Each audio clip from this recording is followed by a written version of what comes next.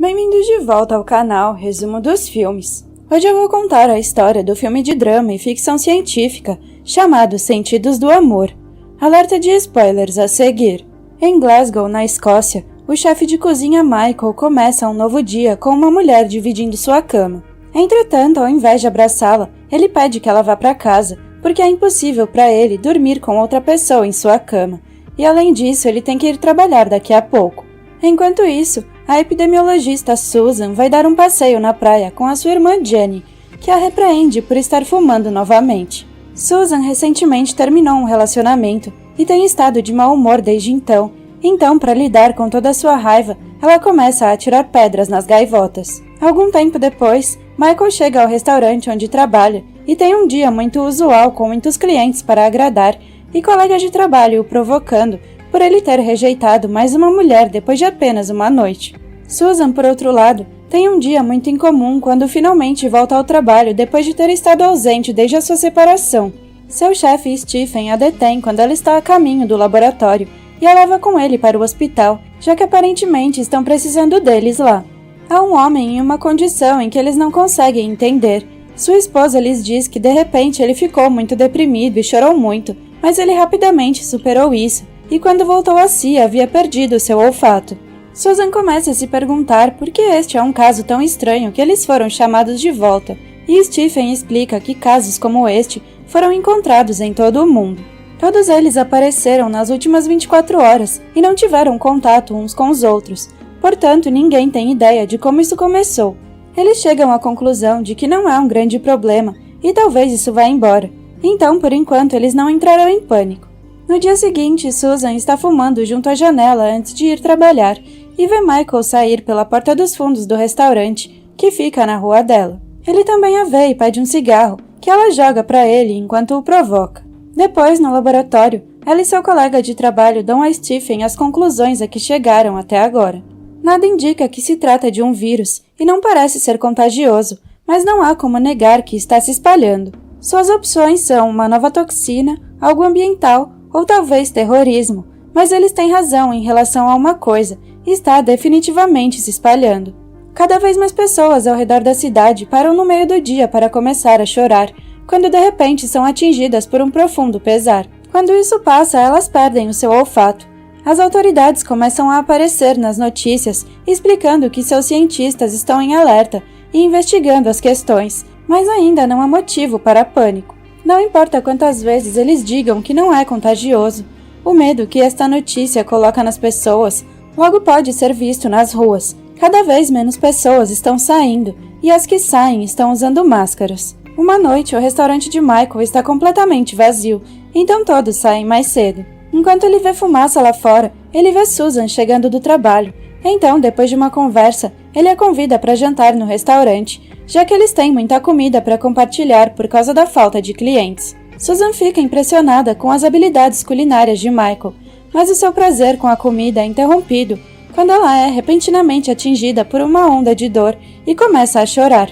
Michael a conforta, ignorando sua preocupação por ele estar muito perto dela agora que ela também tem a doença, e se oferece para levá-la para casa, o que ela aceita.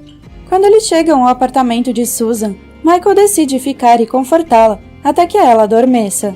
Mas antes que isso aconteça, Michael também é atingido pela dor e começa a chorar. Então Susan o abraça e agora eles se consolam um ao outro ao mesmo tempo. Na manhã seguinte, quando tomam um café da manhã, eles confirmam que não conseguem mais sentir o cheiro de nada. Mais tarde, cada um deles vê como a falta de cheiro afeta seu trabalho.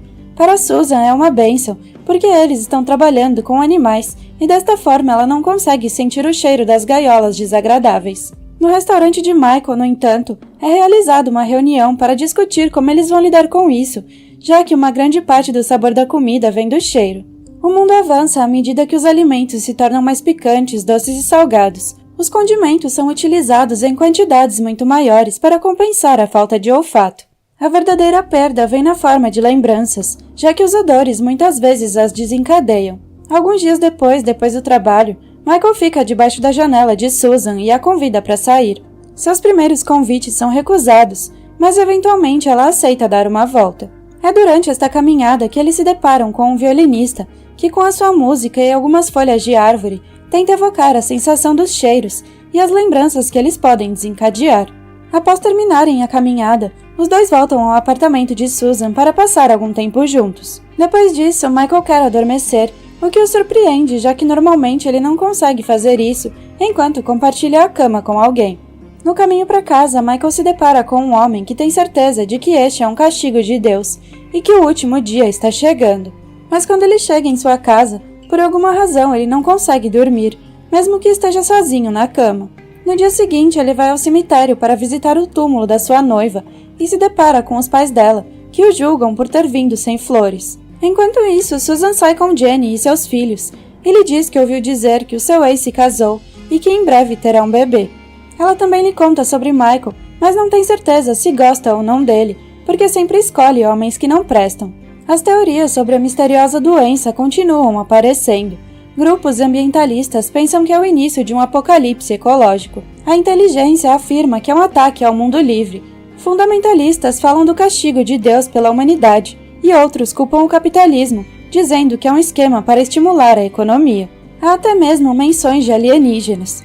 Uma tarde, Susan ouve alguns gritos vindos do laboratório e encontra Stephen tendo um ataque de pânico e ansiedade, que é difícil de acalmar mesmo com sedativos. Momentos depois, no estacionamento, Susan também começa a ter um ataque de pânico, confirmando que esse é um novo sintoma. E ela não é a única. O colega de trabalho que está tentando ajudá-la e Michael em seu restaurante estão passando pela mesma situação. Na verdade, pessoas em todo o mundo estão em pânico, e estes ataques de ansiedade são logo seguidos por uma fome frenética, que faz com que cada pessoa coma o que tem à mão, desde flores e carne crua até batons e roupas. O frenesi é de curta duração, e quando todos saem dele, uma nova realização os atinge. Agora eles também não podem sentir o gosto das coisas. À medida que o mundo se conforma com isso, Susan vai ver Michael em sua casa, procurando companhia e conforto. Ela lhe diz que o gosto e o olfato estão conectados, portanto é natural que desapareçam como um par, e isto pode significar que os outros sentidos ficarão bem, mas essa é apenas uma teoria. Na manhã seguinte, Susan olha pela janela e encontra o mundo ainda em movimento, e as pessoas ainda estão indo trabalhar. Então eles devem fazer o mesmo que Michael não tenha certeza se ele terá um emprego em primeiro lugar. Eles também concordam em começar a namorar. Quando Michael chega ao restaurante, seu chefe lhe diz que eles não vão abrir porque não haverá clientes. As pessoas de agora em diante só vão comprar farinha e óleo. Mas Michael discorda. Jantar ainda é um plano que as pessoas gostam de fazer quando querem sair. E grandes brindes e comemorações também continuarão a ser importantes. Ele tem certeza disso. Eles só precisam reinventar a si mesmos. Com a ajuda de seus colegas de trabalho, Michael cria um menu baseado em texturas e sons que é um grande sucesso. As pessoas retornam ao restaurante porque é uma atividade socializante e gostam de ser servidas. Pouco a pouco, o mundo avança e a vida volta à rotina habitual. O gosto é substituído por outras sensações, e agora há mais bandas nas ruas tocando música, embora algumas pessoas recorram a métodos questionáveis, como a inalação do gás do riso. Michael e Susan passam a maior parte do seu tempo livre juntos, se divertindo mesmo enquanto fazem coisas mundanas, como tomar banho e fazer a barba, o que se transforma em uma experiência peculiar quando tentam comer o sabonete e o creme de barbear. Depois eles passam a noite dançando enquanto bebem e fumam, e Susan decide que eles devem jogar um jogo chamado Me Faça Especial. Há apenas uma regra, eles têm que confessar algo que ninguém mais no mundo sabe. Ela começa confessando que às vezes odeia os filhos de Jenny porque ela não pode ter os seus próprios, já que seus ovários estão prejudicados. Em troca, Michael lhe diz que tinha uma noiva que adoeceu e em vez de ficar ao lado dela, ele fugiu como um covarde. Ele frequentemente visita o túmulo dela porque não quer esquecer a culpa que sente, mas à medida que o tempo passa, a sua culpa vai desaparecendo pouco a pouco. Esta é a confirmação que Susan precisava para ver que ela sempre se apaixona por homens mau caráter. Mas ela percebe que desta vez não se importa, porque ela também é uma. Alguns dias depois, o laboratório recebe uma chamada de vídeo da Tailândia. O cientista os informa que surgiu um novo sintoma, um ataque de raiva seguido da perda de audição, e ele mesmo sente essa raiva. Stephen decide que finalmente é hora de entrar em pânico, e é isso que o mundo faz. Ao ouvir as notícias, violentos tumultos são iniciados em todo o mundo, alimentados pela raiva causada pela doença. Tudo o que os não afetados podem fazer é esperar. Depois de outra noite passada com Michael, Susan vai trabalhar e ouve algumas notícias importantes. Um bebê nasceu com todos os sentidos, então esta pode ser a sua chance de conseguir alguns anticorpos. Enquanto isso, Michael descobre que o restaurante está sendo fechado, porque eles encontraram alguém infectado no terceiro andar. Mas em troca, o conselho oferece um emprego. Eles querem que os funcionários da cozinha ajudem a cozinhar para a quarentena.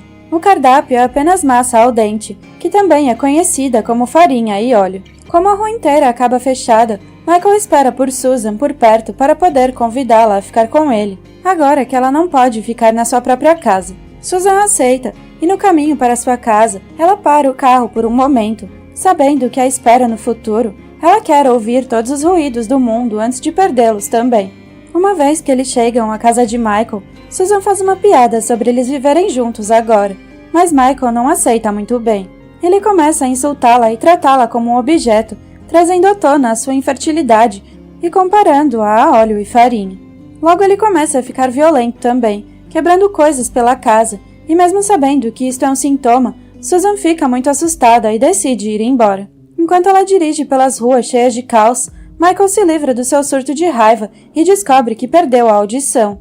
Sua casa também está em quarentena e ele recebe ordens estritas para ficar lá dentro com a promessa de que água e alimentos serão trazidos até ele por funcionários do governo. Esta comida se revela ser macarrão, também conhecido como óleo e farinha. Enquanto isso, Susan vai para o laboratório, mas o único lá é Stephen, que perdeu todas as esperanças. Ela recebe uma chamada de Michael pedindo desculpas pelo que aconteceu e prometendo que era a doença que estava falando e não ele.